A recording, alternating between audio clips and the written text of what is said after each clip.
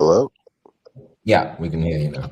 Oh, perfect. Yeah, I couldn't unmute myself.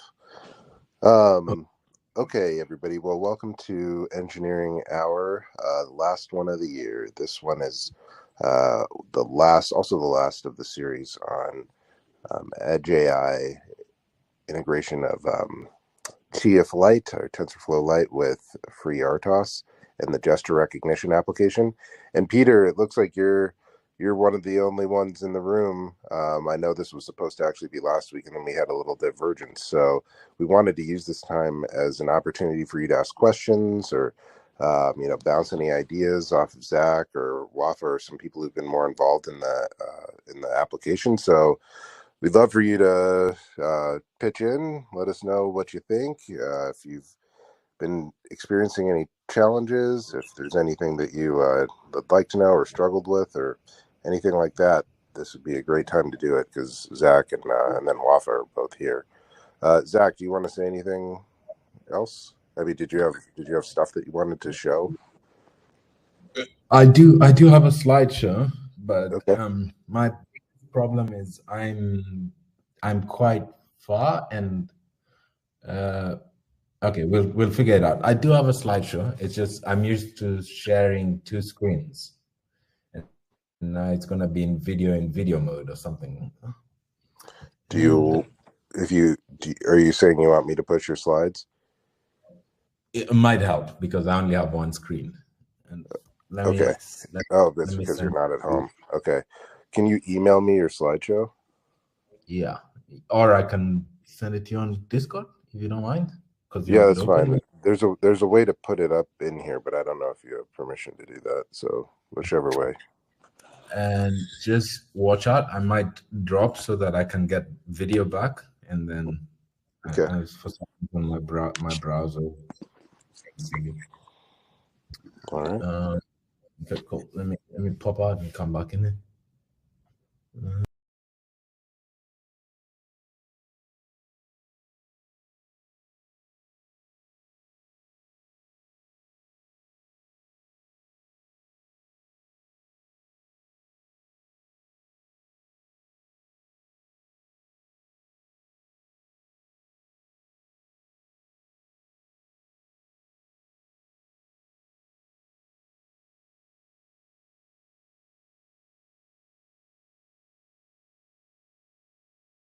I got it. Video's back.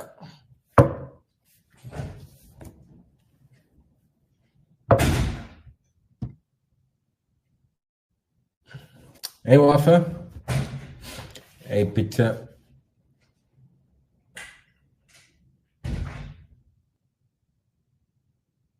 Brandon, did you get the slides?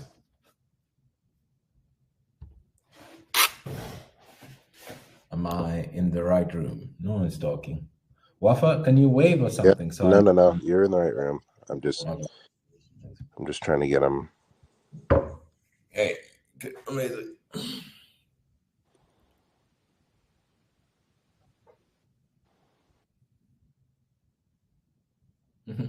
Who's celebrating?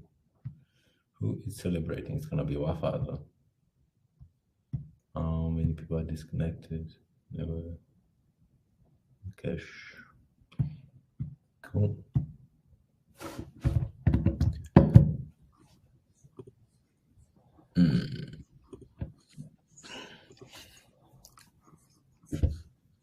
Yeah, as we go. Wafa, how's your YOLO or ESP thing going on? The ESP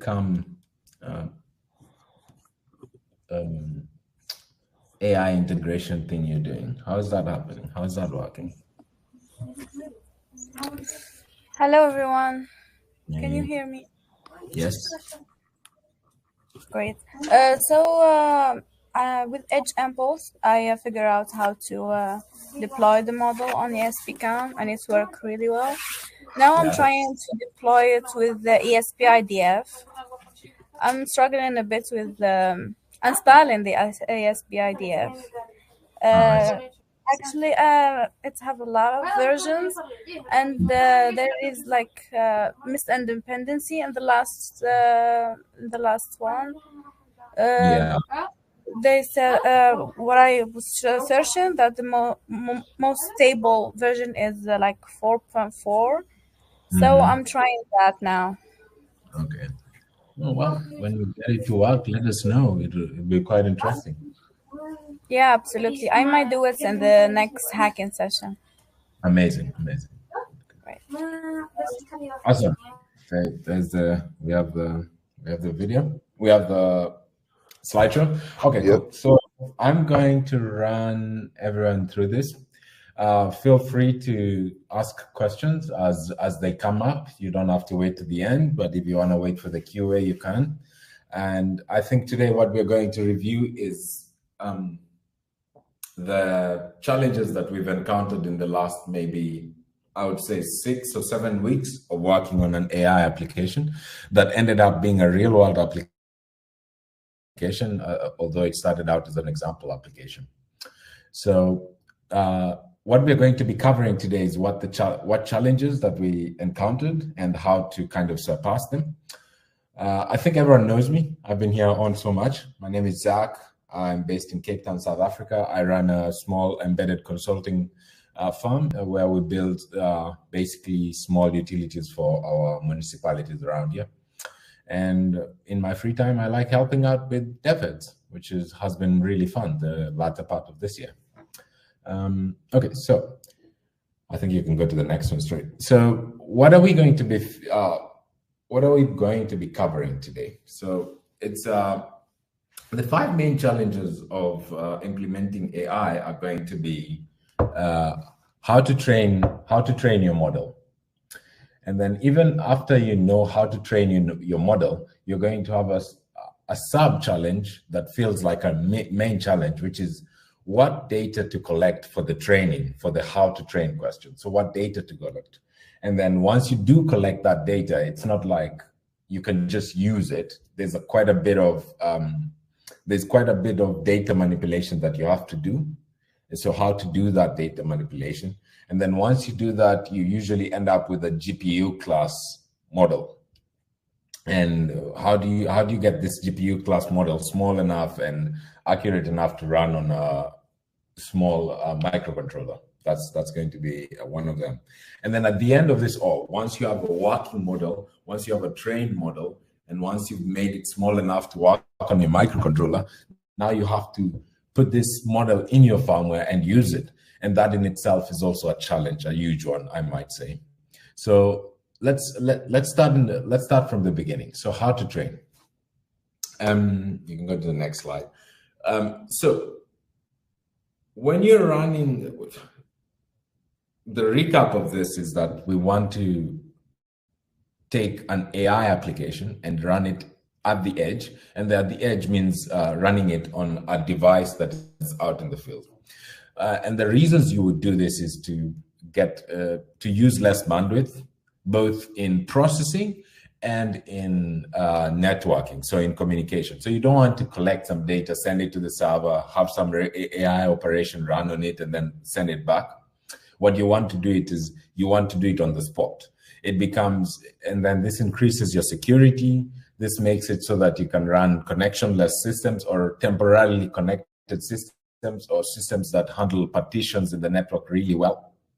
And then also because if you're not running networking all the time, you have less code to maintain, less infrastructure. Like you don't need physical connectivity, say modems on your product. You might need some sort of Bluetooth device that connects to a local network whenever there's one, but you don't need to maintain a huge internet connectivity on your tiny device. And then also the reason to run ML at the edge is because once you figure out how to run it at the edge, you're basically free to run it on whatever devices that you can find. So there's a huge upshot to running ML at the edge, or to taking artificial intelligence or machine learning applications to the edge. There's a huge upside to this. However, today, the reason we want, the things that we want to look at today is the challenges that you will encounter when you want to take machine learning or artificial intelligence to the edge. So I think the first challenge that we will encounter, which is on the next slide, is whenever you want, so the application that we wanted to train was, we wanted you to, well, that we trained was, we want the microcontroller to be able to recognize gestures. And we want the microcontroller to be able to recognize gestures, not from video or images, rather from movement. So most people want to do something like an image-based recognition system where you would do something like cool, or you do the peace sign and the peace sign, and you would train your AI model to recognize like the image on the screen, or rather the image of my camera right now. And that would be recognizing that gesture. However, our application it needs to recognize physical movement from sensor data, and not image sensor data, rather from motion sensor data. So whenever you want to do this, you end up with the first problem is, how are you going to teach your model to recognize this? Remember, you end up with a motion that describes some sort of shape. So you could have a motion that describes a rectangle, which is like that, or you could have a motion that describes a circle, which is like that, or you could have a motion that describes an ellipsis, which is a flattened ellipsis, which is a wider circle, or in more colloquial times, it's called an oval. So what the first problem you have is, how are you going to teach your model to recognize these features? How will you do this? How do you break down this continuous model, this continuous amount of information, to discrete enough information? So discrete information is binary information, so on or off information, or up or down information, so sort of information, and then it's also time sliced. So it is at moment Y on, at moment X off, at moment Z on, at moment A off. So that is discrete information. But what you need to realize is the real world contains continuous information. Like, you don't have information that is moving slowly. The real world actually contains continuous information. So your first challenge is going to be having enough of a background in statistics and probability so that you can break down this information, or break down the information that you want the model to learn, and break it down from a continuous realm, which is the world, into a digital realm, which is a discrete realm. So you have step-based information, each going one by one. And that becomes the first challenge. And I kind of alluded to the solution to this one. The best way for you to solve the first two challenges of this application is, you're going to need a very strong background, or a very strong resource on statistics and probability, which is all actually machine learning and the AI is. They are they really are. Machine learning and the AI is just an extension of probability and statistics, which is predicting. Statistics, you use statistics to observe the world. So you look at how many people have children across the nation, and then you make a statistic that says 1 in 5 females of childbearing age has children. That is a statistic. Okay. And then once you have this statistic, you can use it to infer some data, which is, if 1 in 5 children, if 1 in 5 females of childbearing age has children, then the probability that 1 out of every 5 females that is going to become of childbearing age, is the probability is that 1 of them out of the 5 will have a child. And then when you're looking at probabilities, you will want to look at them from the statistics are looked at from the general, and then probabilities are looked at from the specific. So when you're looking at a probability, you will look at it from the single entity that is a female, and you will want to decide, does this female have 1 chance or 5 chances or 4 chances, and it becomes, so a probability is usually a fraction, and our statistics is a generalization of a large amount of data. So that becomes the first thing that you will need to have very solidly in your team or as a resource. Okay, so the next part. We can go to the next slide. So once you know that you need probability and statistics, now you end up in the place where, as we explained before, you want to collect. So let's say we wanted to recognize a circle. So this is a circle. The thought experiment here becomes, what data do you collect in this? What data do you collect? And at which points do you collect this data so that you have enough data to have to use that data to do an inference on a probability on whether something is a circle or not. So what statistics do you collect? Okay, so that when you're looking at the data from another person doing this, you can check the probability that it's a circle or not. And in our case, we are using the sensor that we're using to collect this data is a MPU 6050 IMU, which is an inertial measurement unit. The inertial measurement unit, in our case, has 2 sensors. It has an accelerometer, which tells us how fast we're moving, and then it has a gyroscope, which tells us what direction we're moving. So you could do a circle anti-clockwise, yes, and you could do a circle clockwise. You guys are probably looking at my video and it's flipped. So if I'm labeling them wrong, I'm sorry. So what data will you collect if you have an accelerometer and you have a gyroscope? In our case, we chose to go with, I think we were doing it at 50 hertz. So at 50 hertz, we were measuring signals 50 times a second. And in those 50 hertz, we would measure the X and Y values. We were not using the Z values at the moment. So X and Y values for the accelerometer and the gyroscope.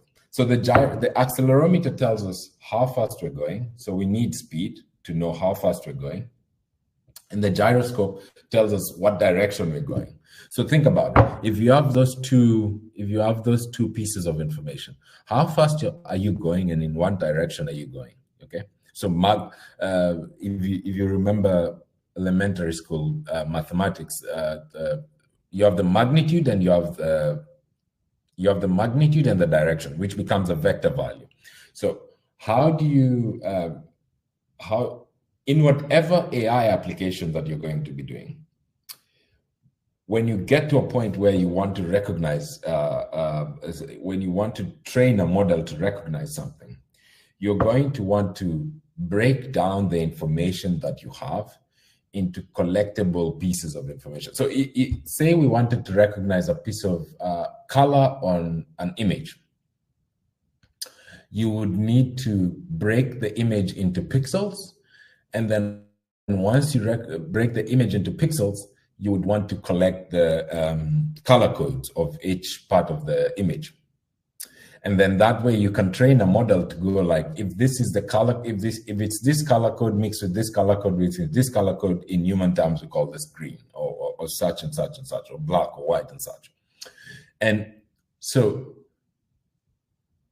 you need to understand, basically what I'm trying to explain is you need to understand the thing that your model is going to be trained on, whether it's a motion, whether it's an image, whether it's a sound, whether it's I know a lot of people use AI to recognize fraud, whether it's a fraudulent activity or a violent activity or an image of a weapon that you want to prevent from going into a building or such. So you need to understand the thing that you're trying to recognize very, very well in such a way that you can explain to a computer how to recognize the thing that you're training the model to recognize. So this is where we move from the continuous realm to the discrete realm in some sort of weird way, because now we are going to be, it's not a circle, it's a point, it's a collection of speeds traveling. So let's say I did this, just this little motion. I traveled an arc of a circle. If we have an accelerometer, we can tell how fast I moved from point A to point B. Okay. If we have a gyroscope, we can tell I was moving this direction, this direction, this direction. Okay. So you're able to break down the information in such a way that if I give you a line, even if, I mean, a circle is a line. So if I describe a line to you, and you look at how the person is traversing or how the sensor is traversing the line, you can break it down in such a point that the speed and the direction will give you a shape at the end. Because if you have a lot of speed, speed ends, and then direction changes, a lot of speed, speed ends, direction changes, a lot of speed, speed ends, direction changes, a lot of speed, speed ends. Then you have these points where you can look at all the speeds and all the directions, and you can basically describe the shape that the person is using describing with the sensor. In some sort of weird way, is if you know your country well enough, and then I picked 4 cities, and I told you person X went east for 50 miles this fast. Person, and then they went south for another so many miles, and then they went west for another so many miles, and then they went north for another so many miles. Or I told you they did an arc, and then they did another arc, and then in another arc. You, as a person, you get to a point where you start recognizing these shapes, and this is how you need to break down information so that your computer can recognize it. So, as a conclusion to this point, what pieces of data to collect, what discrete pieces of data to collect so that you can recognize a continuous thing, a continuous signal. And a continuous signal will usually come from the real world. And when I say the real world, I mean the physical world, because that's where you're going to be applying machine learning or AI. So let's go into the next issue that you're going to encounter for machine learning. Okay. Now, that was a really good lead up. So as I explained earlier, we were collecting points and speeds at 50 hertz. So 50 hertz is 50 times a second. So if you drew a circle that took you 2 seconds, so 1,000, 2,000, 3,000, 4,000. So that's a 4-second circle. That would mean we're collecting 50 times for each axis. So there's an X and a Y for the accelerometer, and an X and a Y for the gyroscope. So that's 4 axes. For each axis, we are collecting a data point every 50 times a second. So for 4 seconds, we would have 4 times 50, which is 200. So that's for one axis. Remember, we have 4 axes. So 200 times 4 becomes 800 data units. So this is just to recognize one shape, okay? This is just to recognize one shape. We have 800 data points. Now, let me posit the next question, or rather the next problem. Whenever you are training a machine learning model, it will it will expect each training entry as one row of data. And usually one row of data that is of, say 5 or 6, in our case 4. So accelerometer X, accelerometer Y, gyroscope X, gyroscope Y. So in our case, 4 elements, one row of data. However, if you think about it, we have for each row, we have 50? No, 50 times 4. For AX, for accelerometer X, we have 4 times 50, 200 units. For accelerometer Y, we have 4 times 50, 200 units, and so on and so on and so forth until gyroscope Y. And you'll realize we have a table that has 4 columns and 200 rows. Is it rows? Yeah, 200 rows and 4 columns.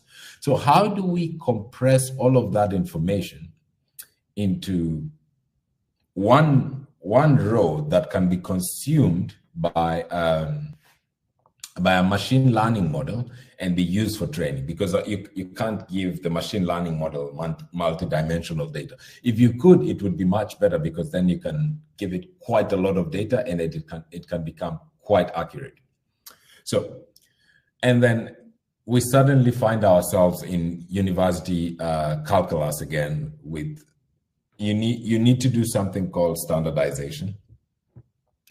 And standardization means you need to break this data down into, you need to find the mean of the data, okay? And then you also have to find the standard deviation of the data. I would like to explain what the mean and the standard deviation is, but I'm going to assume that our audience is good enough to know that the mean is an average, and then the standard deviation is how far is this value from the value before it and from the value after it? What's the difference? So that's the standard deviation. What's the kind of mean difference between all the values? And if you do that for all the values, for all the axes, so for accelerometer X, accelerometer Y, gyroscope X, gyroscope Y, if you do that for all the values, if you standardize that 200 items of data, you end up with one data, and so on for the next axis, and so on for the next axis. And in the end, you end up with 4 axes that have this processed data, where you can now feed this data into the machine learning model. However, one thing you're going to realize is, and this is something that occurred to us as we were training this, is that whenever you collect some data, some of the data will be, so if I'm training for circles and I keep doing circles like this, and I'm a human, at some point I'll get tired and I'll do a circle that, you see, I did a circle, but you never saw my phone. You see, my phone is here and I'm doing circles like this, and this is how I'm training my data. And then at some point I'll get tired and I'll do a big one. And then at some point I'll get so tired, I'll do a small one. What happens there is that there will be circles that are so huge that their data is hard to mangle. And then there'll be circles that are so small that their data is hard to differentiate. And what happens here is we're going to do something called pruning or data cleaning, where we're going to remove the outliers, because we want to put them, we want a continuous line. We want a continuous curve, so that we group them all together and we have that neat bell curve, you know, that neat bell curve, so that we can group the data together and we can recognize what is not and what is. And that will be data cleaning. So removing all the outliers and all the outliers that we don't want to use. And then we'll have something called data reduction, which is basically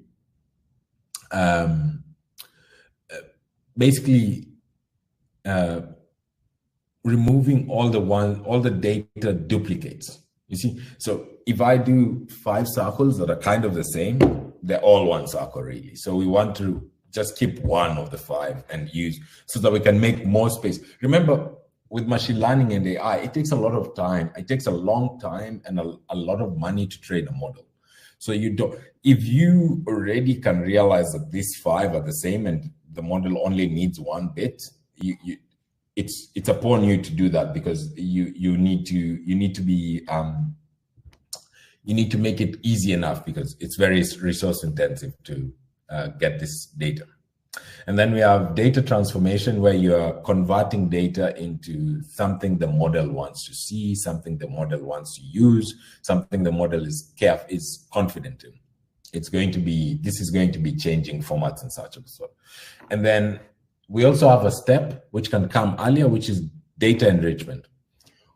Whenever you are collecting shapes to recognize, you also need to put in dirty shapes to not recognize, okay? And that is enrichment. You need to also provide the negative cases, which is the cases where your model should realize, I'm trying to recognize circles, but the trainer is telling me that whenever I see this noise type of shape, this is not a circle. So that is enrichment of data. So which is adding all the other parts of the data that are not really usable, that you would rather the model learn to recognize as a mistake, basically.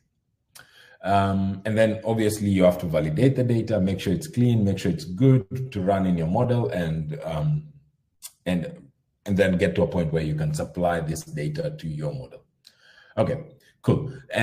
So let's go to the next slide, which I think, if I remember correctly, is just text that basically describes the thing that I just explained, which is how to collect, how to clean up your data, what tools you're going to need to use, and what formulas you're going to need to use.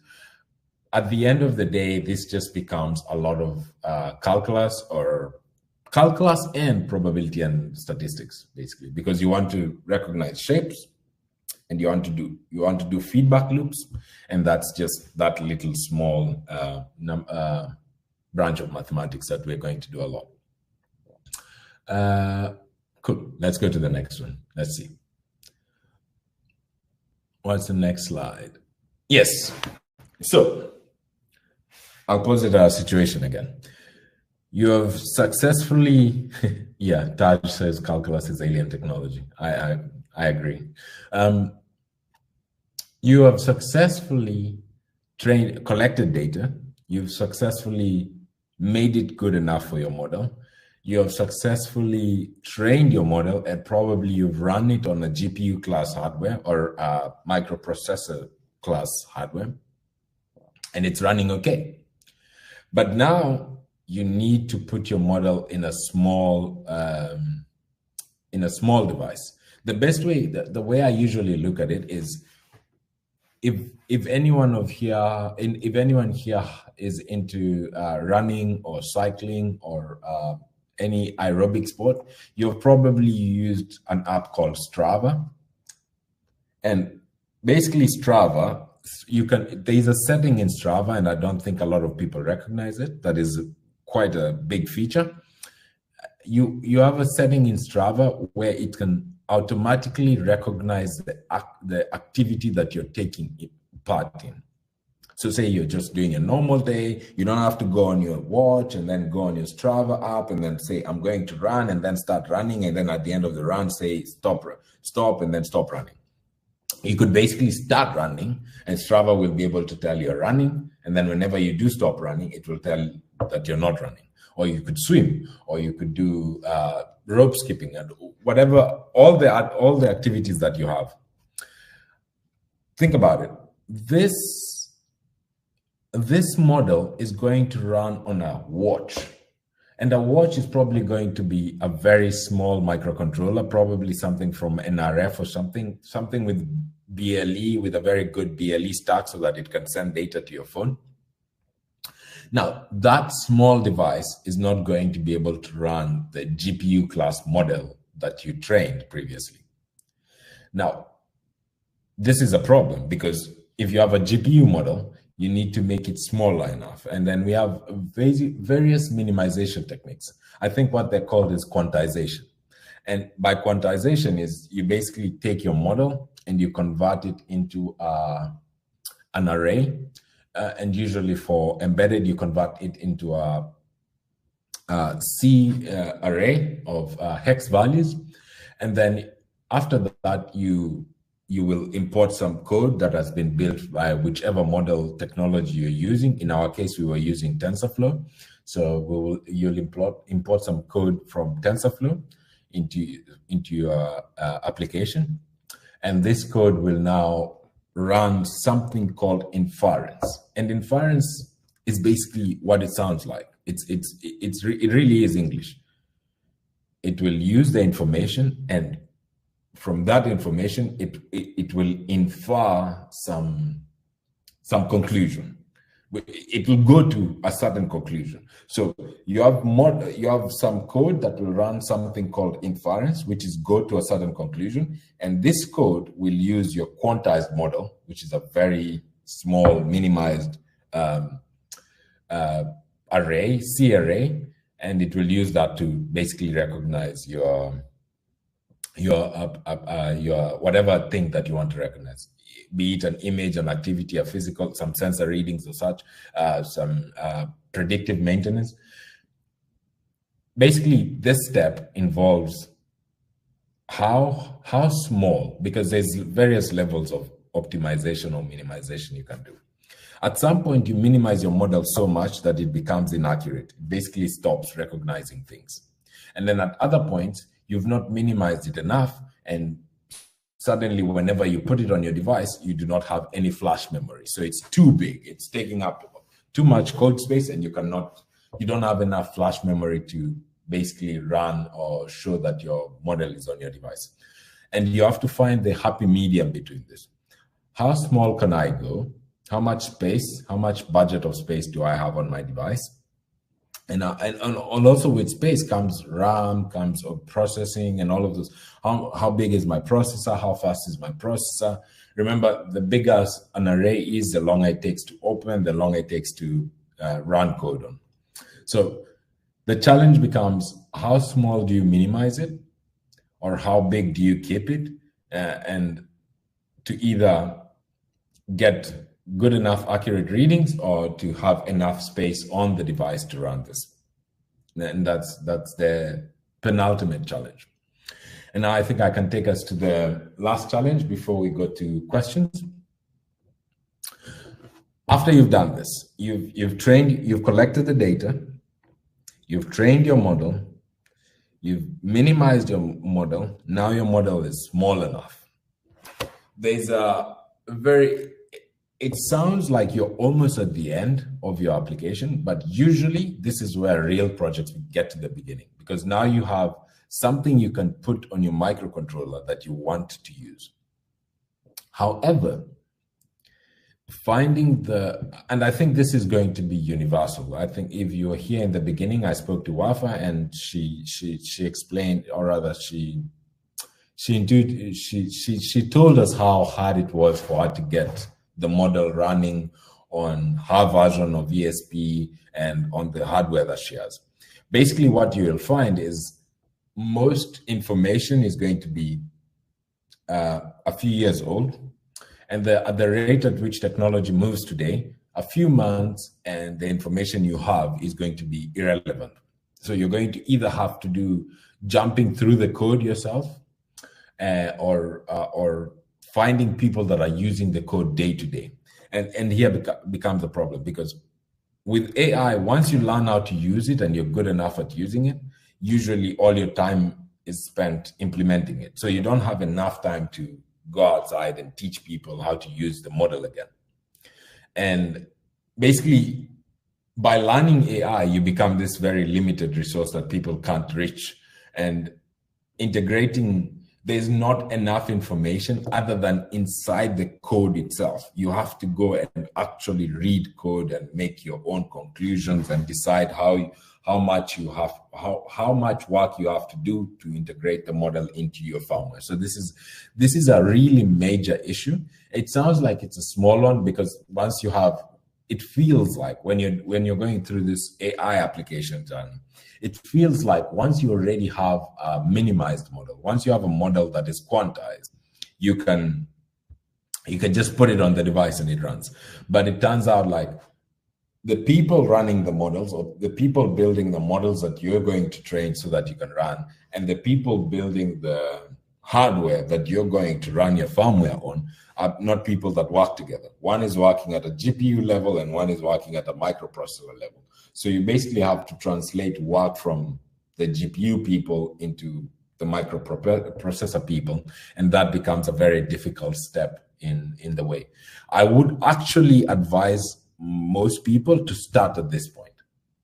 Don't even train a model, don't collect data for a model. What you want to do is you want to find a model that works and try and minimize the model enough so that you can run it on a microcontroller. Once you've gotten it running on a microcontroller, now then go back and now start training the model that you've identified can run on your microcontroller. So start with an existing model, get it minimized, put it on a microcontroller, see it running, then go back and start making a model that can become for your microcontroller. Okay, so and this really, I can't stress this enough. Integrating your trained model into your firmware is a really, really difficult step.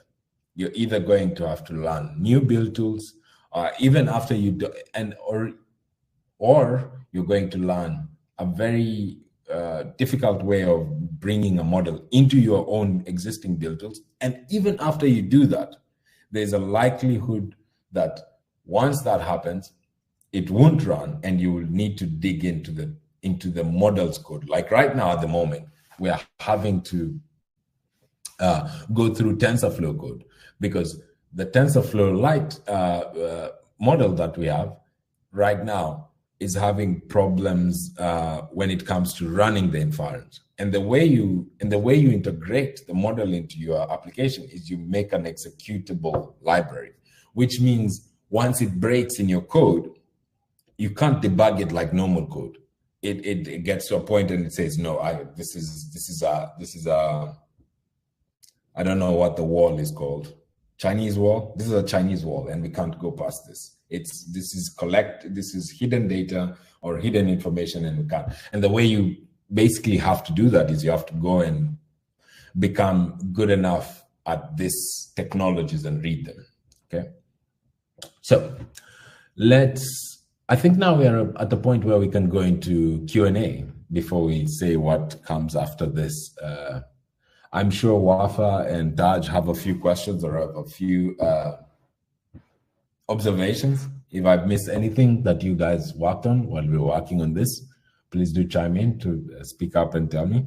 But yeah, let's go to questions. I'm very keen to see what the questions are based on that 6-week summary in 45 minutes. Yes, Wafa, do you have a question or do you have an observation? Actually not. I just want to add something. Actually, based on my experience, actually I work with TensorFlow, YOLO, and FOMO. I just like a simple thing. I just noticed that, for example, for doing object detection, training or something, it's better to use YOLO, and for example classification, it's better to use TensorFlow or TensorFlow Lite for microcontrollers. Also for running on edge device, like for example ESPCAM or something. I figure out that using edge impulse is the best way to do that. Just quick. Yeah, so at some point it becomes us choosing between existing manufacturers. But yes, thank you. So Brandon has a question from someone. I think it comes from our Discord, which is dev@io, which says, I'm designing an electric board around the ESP32S3, and I want to only use the SD card for the system memory. The SD card alone is enough, or should I add another type of memory? Well, if the SD card slot should be enough, because then you can have, I mean, they make terabyte SD cards these days, but then you're going to have a problem with what partitioning and actually using all of that space, because then at some point you need a file system and such. So this is Daniel's question, and it says he's getting ready. Also, like I think the microcontroller he's talking about, that has really large memory as compared to like one we are using. ESP32S3 can have up to 8 MB SRAM. You can say RAM or 16 MB flash, and which is like quite large. Yes. As long as you don't store data in your device directly. But if you want to store data in your device, then you need an SD card. But if you are planning to recognize something, like if you want to recognize any image or any person in real time, and after that you want to send that data to a certain server, in that case you don't even need an SD card. Like, yeah, true. You can without work with. Well, actually, Taj, you're a bit wrong, and you're wrong because you're young. So you will need the SD card, especially if you're doing this. Look, I'll give you one application. We didn't, in the beginning when we were designing RTFES, which is a remote testing and sharing platform, we didn't think we needed to persist anything. But now, as I'm sitting away from the system, I realized we needed to persist runs and run attempts. So basically what I'm saying is, if you're going to run an application that uses AI on assets, you're most likely going to have things like communication issues, your battery might go down, your power might go down, your network might go down. And if this happens, and maybe you're recognizing a very key fraud detection thing, you lose that data if you're not, you lose that data if you don't have enough local storage. So you probably need external memory if you're going to do intensive applications like that. Actually, I think if we want to save the last state before power down, yeah, it can. Yes, it's a corner case I missed. Yes. Actually, I think you need an SD card, because as I was reading, is going to detect a lot of things. Maybe his data is going to be so big. Also, additional to SD cards, you might also need to add the PSRAM to increase runtime memory, maybe for real time.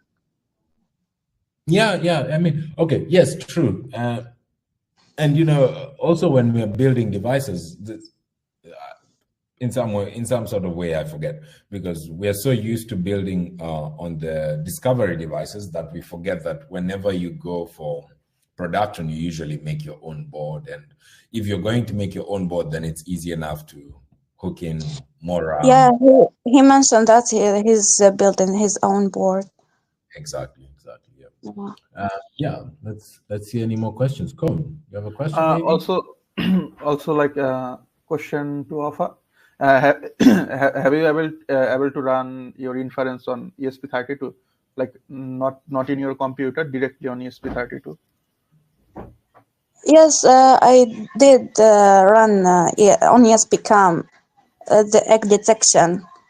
I run it on ESP-CAM. I use the edge impulse for training and deploying the model.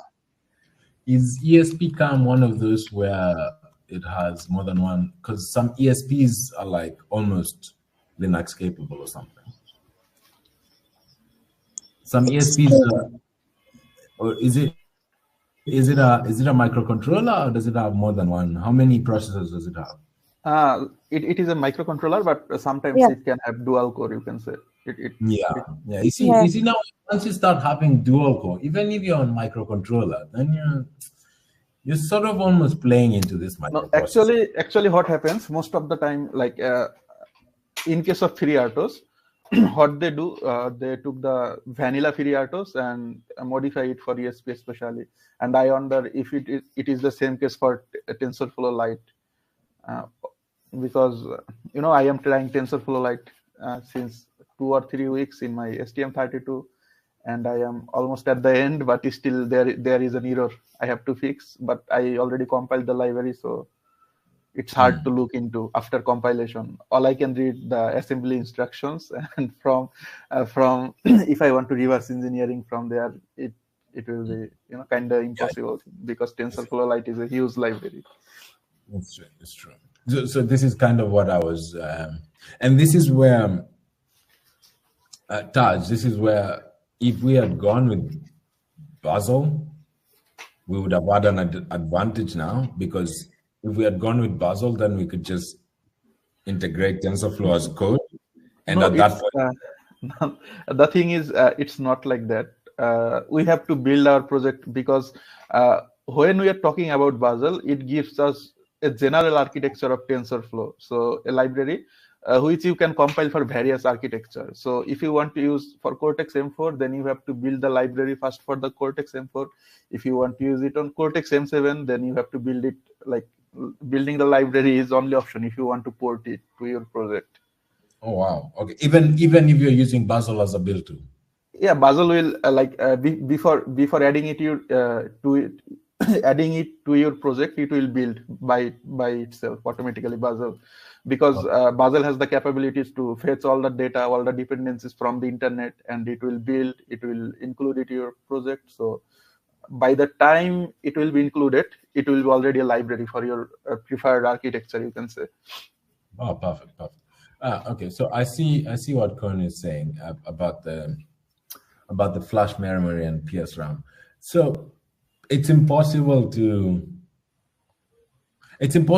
tell before you try and run your model. So the easier way is to kind of find a model that is almost similar to yours and try and port it down to your architecture and try and run it, and then see.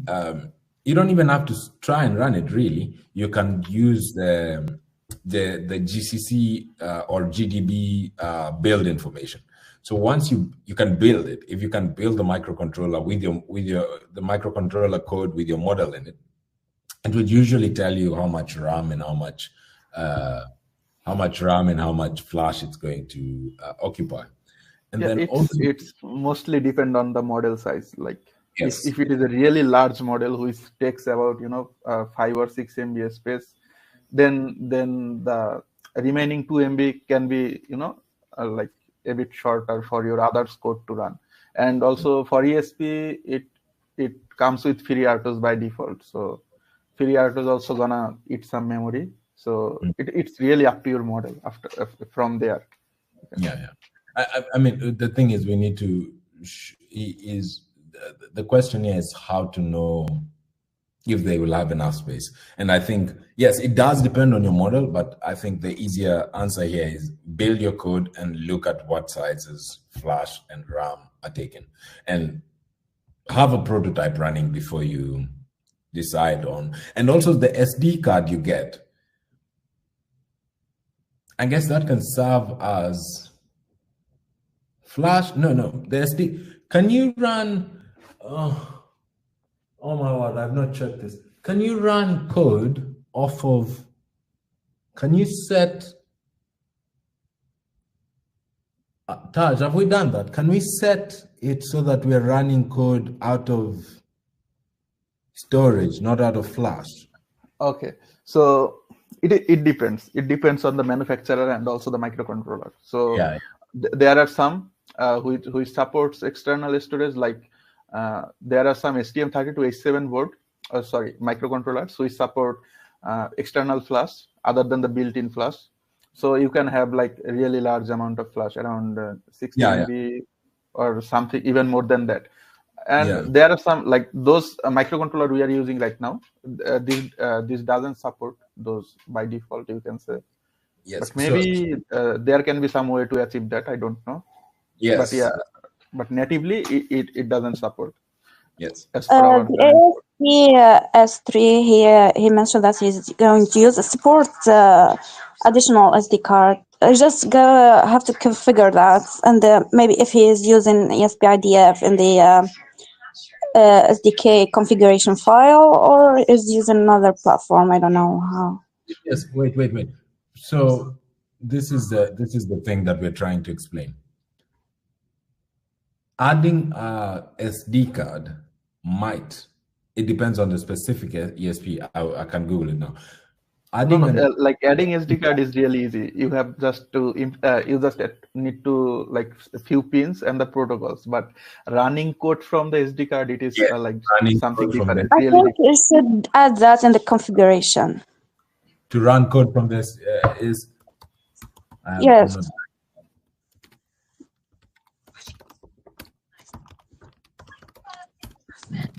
I'm Googling it now.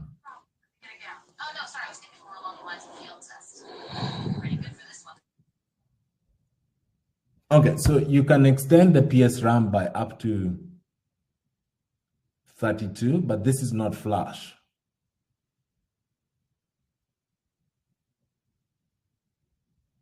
Yes, you can't run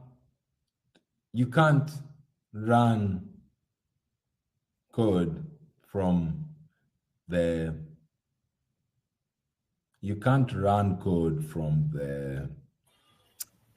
SD card, but you can use a file system to store and read file.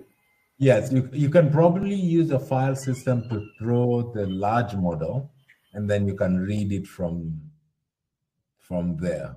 But I don't think you will be able to run code from the SD card. So basically for Daniel, your problem is a bit more involving than just a straight question. You have to determine what part is going to be your code, how big your code is going to be, and whether you will need more RAM, whether you'll need more flash, and is there a way of probably storing the model on the SD card and then running it, running the inference from your flash. But also this makes the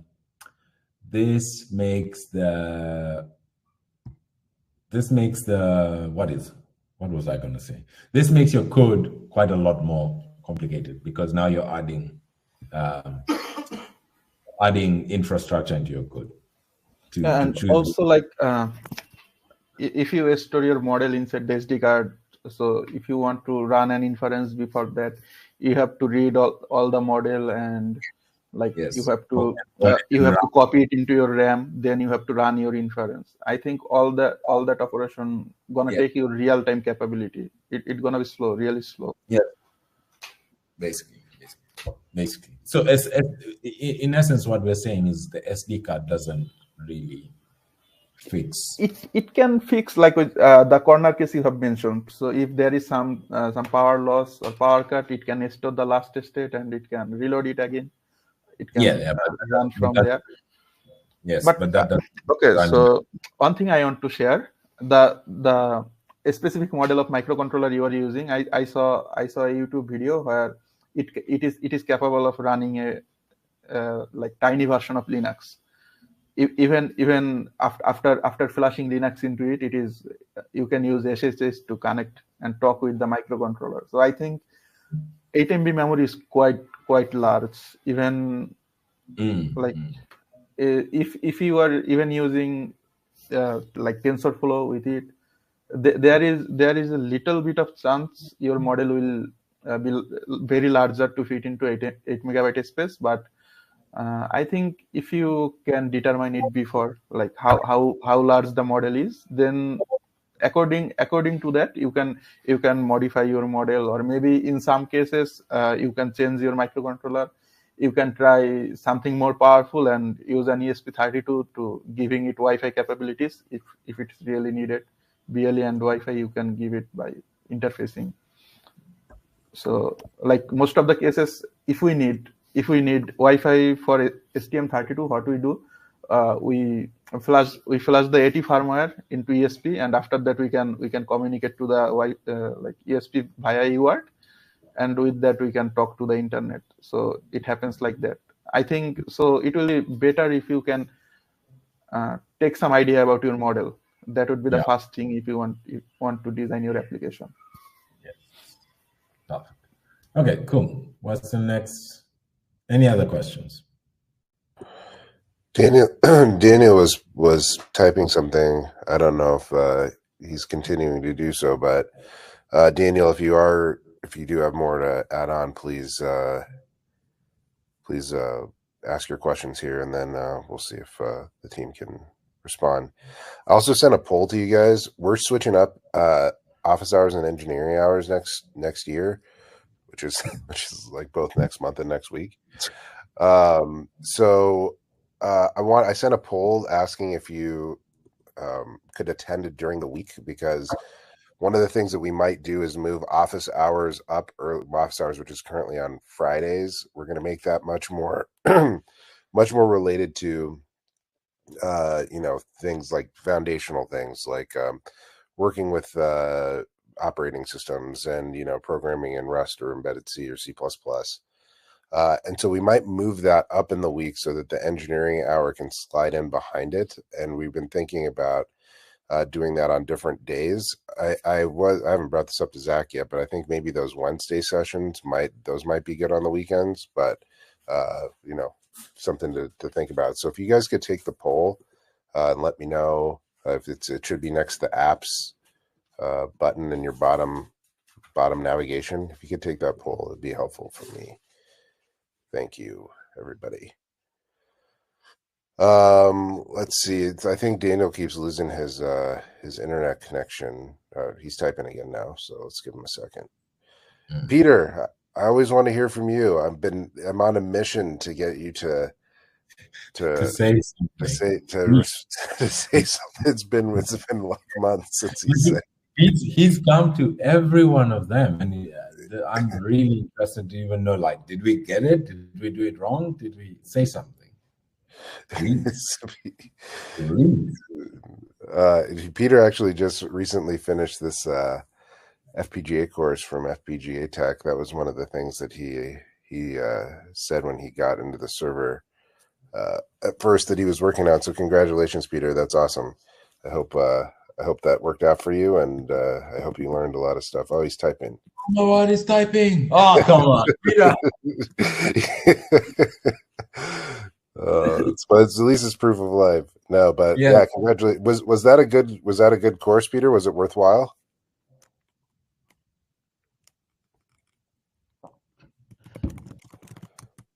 It's typing, more typing. Hey, Samuel, are you? You have any questions? Yes, it was. Hey, Peter, since you're talking, how do you think we covered AI? Was our covering good enough? Did it give you any information? Did you find any parts of it lacking? I'm very keen to know, Peter, please, because you came to every session. I wonder if he answers that one. Oh yeah, he's typing. Please say something. He's gonna say it's great. Oh, there you go. Cool. Here's the course that Peter's been taking, FPGA Tech. I'm going to reach out to them and see if I can learn a little bit more about what they're doing as well. But for everybody who's interested in learning FPGA technology, check that out. And I do understand what Peter's saying. It's like sometimes, firstly, it's a new technology, and sometimes there's so many different things that are involved in building an AI edge application, for example, so many different disciplines that it's a little bit difficult to know, right? Like, I do think that one of the benefits of us working next year, it's sort of in a siloed like OS programming, Linux, RTOS, bare metal type silos might help with that, because it's hard to tell where the beginning and the end is, and if you don't know that, you can't really tell how far you've come. So go ahead, Zacck. This AI has been a really interesting topic, but the amount of moving parts that you have to mess with before you can deliver something small that works. It's not like, okay, we could have done this in an easy way. We could have made this super easy for ourselves and just copied a model of some running code somewhere and displayed it as that. But in reality, when you do go to develop your own, I'm assuming the kind of people who's coming to this session, they either have to implement some sort of AI thing by themselves or want to implement some sort of AI thing by themselves. Once you start actually tackling the real actual problems, you realize that even in our presentations in the last few weeks, we've been oversimplifying stuff. There's a lot of moving parts to take artificial So Jaden intelligence. Nation, yes, we'll add PCB design stuff next year. We'll start with KiCad and then move into Altium. But before that, even hopefully we'll get some basics on like trace widths and stuff like that. But Jaden Nation asks, okay. Jaden Nation, let me talk later. Hold on, Taj, 1 second. Jaden Nation asks, how do you determine how far you've come? So there's two parts of this question. The first part is we need you guys to tell us like how you're doing, how we're doing. That's why Zacck asked that question, because we need to understand. He said oversimplifying it, and this is a huge problem that we have, right? Because we have an open community with people who have a lot of different levels of expertise. So usually what ends up happening when you're creating content is you I don't take this with any kind of offense, but you try to go to a lowest common denominator so everybody can get something out of it. But the issue is we don't know where everybody is in their in their development cycle. The other thing is that's really difficult to gauge is we don't know where people are coming from. So for example, like Peter, he's just getting into embedded. Somebody else may be coming from a microcontroller background. Somebody else may be coming from like MPU/Linux background. So it's really difficult to understand, for an individual on the individual level, like how much progress you are making, because there may be other things about this project that you have to go way back and learn because you don't even know what the hell a microcontroller is. So your guys' participation and feedback is really important. Yes, it is hierarchical, but I think even more important is, Jaden, is you guys telling us, the more we know about you, then the more you guys give us feedback and interact, the better job we can do of creating content. Also, Jaden, if you care to go through the engineering hours that we've done, and I'm not telling you to, an easy way to determine where how far you've gotten is to try and follow along, because they are actually structured as, you could sit down, watch this on a separate screen while you're doing the thing you need to do, and you could try and see how far along you can make things work. And whenever you get to a place and you're stuck, you can't make it work because I've explained something a certain way, or I'm doing it and it's working on my screen and it's not working on yours, then you can start to see that's how far you've gotten. And then these are the perfect questions to take to the community. So if you're trying something, if you're following Umesh, or you're following me, or you're following Edison, or whoever is coming on Engineering Hour on some sort of program, and you're trying what they're trying, but it's not working out for you, this is a really good thing to take to the community and ask questions about it. Say, I'm doing this engineering hour from this date, and this is I'm encountering this issue. And that becomes you can basically see for yourself how far you've come and how far you still have to go.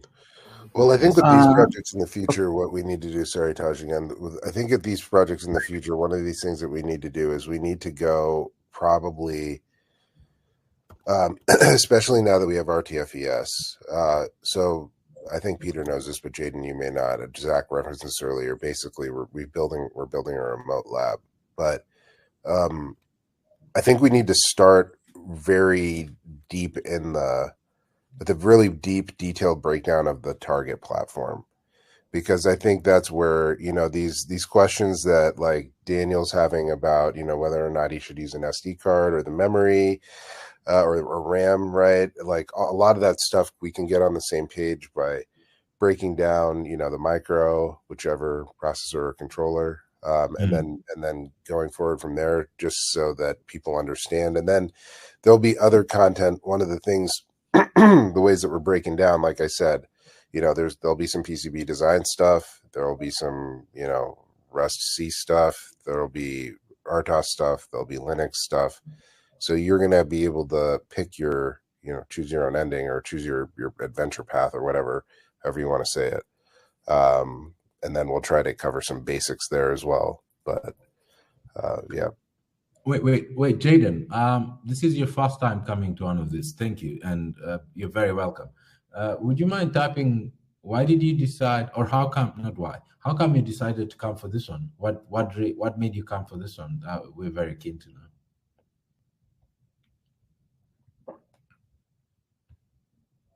Why don't we just invite him?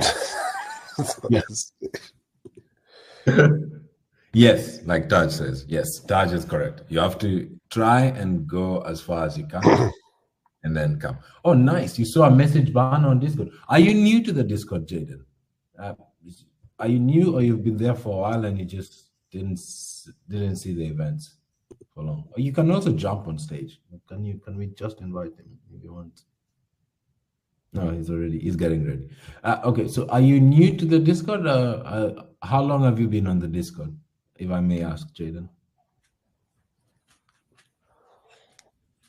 Is either coming online or is bored of my questions? Like this dude. I just go watch something and he wants to ask me questions now. He's either coming online or he's trying to leave. Oh yeah.